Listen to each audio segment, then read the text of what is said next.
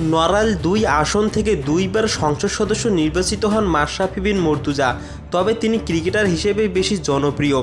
তিনি দেশের তরুণ প্রজন্মের কাছে অন্যতম আদর্শ। আর তাই বৈষম্যবিরোধী ছাত্র আন্দোলনের যৌক্তিক আন্দোলনে তার নীরব ভূমিকা মানতে পারেননি ভক্ত সমর্থকরা। আইনজীবী হত্যার ঘটনায় সবাইকে শান্ত থাকার আহ্বান মাশরাফি বিন মুর্তজার।